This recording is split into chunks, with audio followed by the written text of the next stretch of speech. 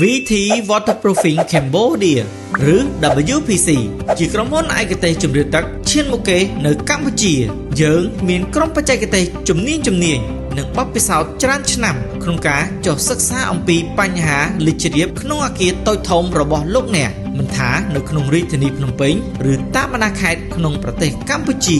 នេះជាសេវាកម្មចំនួន4ដែល WPC ផ្ដល់ជូនរួមមានទី1រៀបចំប្រព័ន្ធការពារជំរាបទឹកក្នុងអគារទាំងមូលដូចជានៅជាន់ក្រោមដីអាងទឹកនិងបាតក្រោមជណ្ដារយន្តបន្ទប់ទឹកវេរ៉ង់ដាដំបូលជាដើមទី2រៀបចំផ្ទៃបាត Epoxy Floor Polishing សម្រាប់រោងចក្រចំណតរថយន្តនិងអគារពាណិជ្ជកម្មធំទី3ជួសជុលបញ្ហាទឹកជ្រាបប្រេះក្នុងអគារ Condo ផ្ទះល្វែងទី4ទទួលសិក្សាគ្រប់គម្រោងតូចធំនិងមានធានាច្បាស់លាស់ពីក្រុមហ៊ុនផ្ទាល់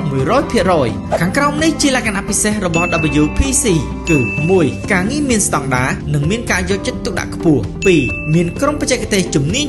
ក្នុងការចុះពិនិត្យស្វែងរកបញ្ហាផ្ទាល់និងវិភាគបញ្ហាជាក់ស្ដែង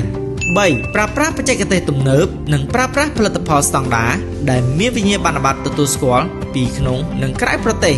4. រាល់ដំណាក់កាលមានការត្រួតពិនិត្យគុណភាពពីអ្នកជំនាញ 5. ក្រោយបញ្ចប់គម្រោងគឺមានការធ្វើតេស្តទឹកជ្រាបផ្ទៀងផ្ទាត់ត្រឹមត្រូវនិងមានការធានារយៈពេលច្បាស់លាស់ WPC ឯកទេសជម្រាបទឹកទំនាក់ទំនងនៅថ្ងៃនេះដើម្បីទទួលបានការប្រឹក្សាយោបល់និងការចុះពិនិត្យទីតាំងផ្ទាល់ដែលឥតគិតថ្លៃ